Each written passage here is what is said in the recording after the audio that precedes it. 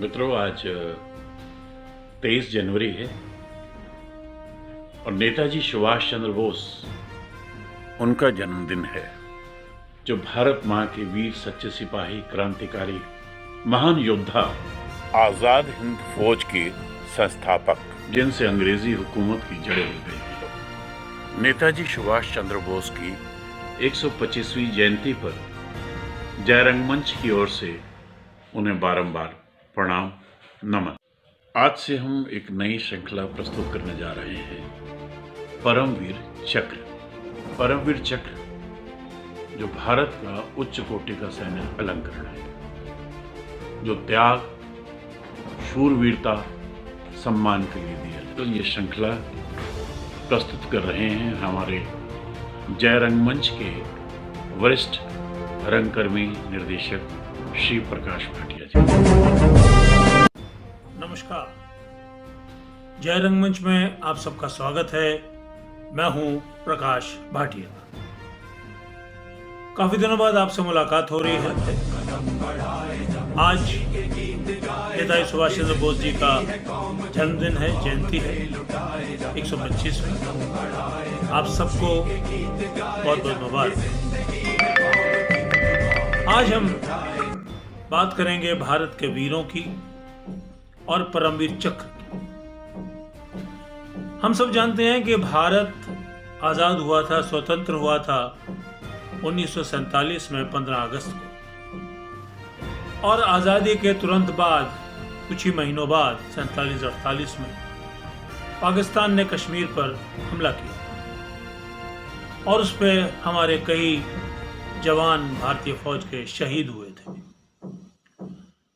तो भारत सरकार ने ये सोचा कि हम इन्हें किस तरह पुरस्कृत करें, क्योंकि उससे पहले द्वितीय विश्व युद्ध में अंग्रेज सरकार ने विक्टोरिया क्रॉस से उन सब लोगों को सम्मानित किया था जिन्होंने अपनी जान न्यौछावर की थी।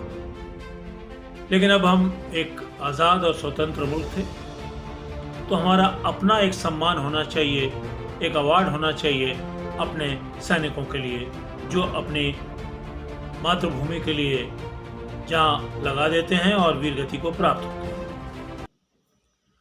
तो ये प्रपोजल नेहरू जी ने परमवीर चक्र का दिया और वो एक प्रस्ताव गवर्नर जनरल सी राजगोपालाचारी के पास भेजा गया। जी हाँ, गवर्नर जनरल।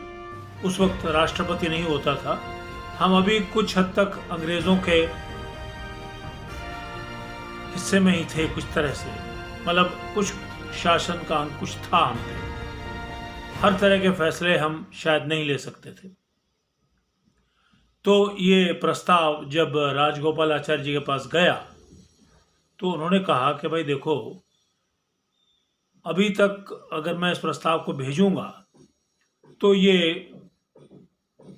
ब्रिटिश गवर्नमेंट मानेगी नहीं, वहाँ का राजा इसको सैंक्शन नहीं देगा, क्योंकि पाकिस्तान भी एक राष्ट्रमंडल देश है और हम भी, और दोनों कॉमनवेल्थ देशों के बीच में ये झगड़ा हुआ है और उसमें हम विजयी हुए हैं और हमारे जवानों ने अपनी शहादत दी है, तो हम उनका सम्मान तो करना चाहिए। लेकिन हम अभी अपनी तरफ से कोई इनाम, कोई अवार्ड स्थापित नहीं कर सकते, क्योंकि वो वहाँ से सैंक्शन नहीं मिलेगी। लिहाजा हमें साल डेढ़ तक रुक जाना चाहिए, क्योंकि कॉन्स्टिट्यूशन, हमारा संविधान बनने की प्रक्रिया में है और जैसे कि जल्दी 50 तक ही हमारा संविधान लागू हो जाएगा, उसके बाद हम इस पे गौर कर सकते हैं। तो ये विचार उस समय की भारतीय कैबिनेट को पसंद आया और उन्होंने कुछ समय तक मुलतवी किया इस डिसीजन। और जब हमारा मुल्क, हमारा देश 26 जनवरी 1950 को गणतंत्र बना, उस दिन हमने इन इनामों को स्थापित किया। परमवीर चक्र, पहला परमवीर चक्र 1947 में मेजर सोमनाथ शर्मा को दिया गया, जो कि 1947 में शहीद हुए थे। और यहां से स्थापना हुई परमवीर चक्र की। आज तक 21 परमवीर चक्र प्रदान किए गए हैं, जिनमें से 14 मरणोपरांत हैं और 7 जीवित। तो आज हम आपको केवल इतना ही बताना चाहते थे कि परमवीर चक्र कैसे आरंभ हुआ। अब अगली कड़ी से हम जितने भी परमवीर चक्र विजेता हैं उनके ऊपर एक एक कड़ी बनाएंगे, और अगली कड़ी से हम शुरुआत करेंगे मेजर सोमनाथ शर्मा को परमवीर चक्र और उसकी बहादुरी के बारे में। बहुत बहुत धन्यवाद। आपसे फिर भेंट होगी, तब तक के लिए आज्ञा। जय रंगमंच।